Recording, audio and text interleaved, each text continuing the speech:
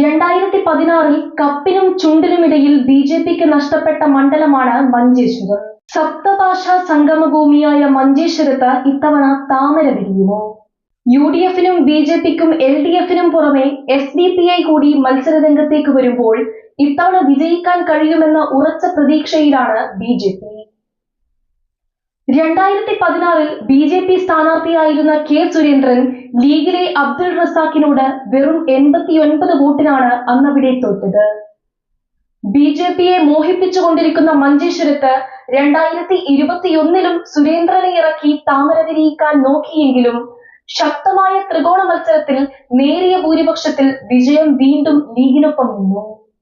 2016 അപേക്ഷിച്ച് 2021 UDF 8888 വോട്ടും BJP 8252 വോട്ടും കൂടുതലായി നേടിയപ്പോൾ LDFിന് 2000-ഓളം വോട്ടിന്റെ കുറവാണ് മണ്ഡലത്തിലുണ്ടായത്.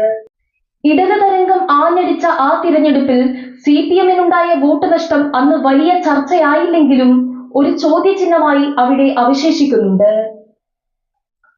2016 89 വോട്ടിനും 2021 745 വോട്ടിന്റെയും നേരിയ മാർജിനിൽ നഷ്ടപ്പെട്ട സീറ്റ് പിടിച്ചെടുക്കാൻ കഴിയുമെന്ന ആത്മവിശ്വാസത്തിലാണ് സുരേന്ദ്രനെ തന്നെ വീണ്ടും ഇവിടെ ബിജെപി സ്ഥാനാർത്ഥിയാക്കിയിരിക്കുന്നത്.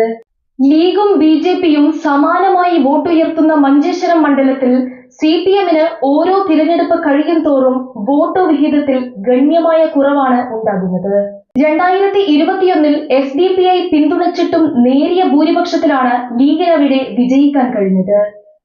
എന്നാൽ ഇത്തവണ SDPI അവരുടെ ജില്ലാ നേതാവിനെ തന്നെ മത്സരത്തിനിറക്കുമ്പോൾ ന്യൂനപക്ഷ വോട്ടുകൾ ഇരുപക്ഷത്തേക്കുമായി വിഭജിച്ചു പോകും. വിഭജിച്ചു പോകുന്ന ആ വോട്ടുകളാണ് ബിജെപിയുടെ സാധ്യത വർദ്ധിപ്പിക്കുന്നത്. SDPI പിടിക്കുന്ന വോട്ടുകൾക്ക് ആനുപാതികമായി ലീഗിലെയും CPMലെയും അണികൾ ക്രോസ് വോട്ട് ചെയ്ത് ഇവരിൽ ഏതെങ്കിലും ഒരാൾക്ക് വോട്ട് മറിച്ചെങ്കിൽ മാത്രമേ മഞ്ചേശ്വരത്ത് വിടരാൻ കാത്തു നിൽക്കുന്ന താമര വാടിപ്പോകുകയുള്ളൂ. 4 സ്ഥാനാർത്ഥികളും കണക്കുകൾ കൂട്ടിയും കിഴിച്ചും മത്സരരംഗത്ത് സജീവമാകുമ്പോൾ മഞ്ചേശ്വരം ആരെ നിയമസഭയിൽ എത്തിക്കുമെന്ന് അവിടെയുള്ള വോട്ടർമാർ തീരുമാനിക്കട്ടെ.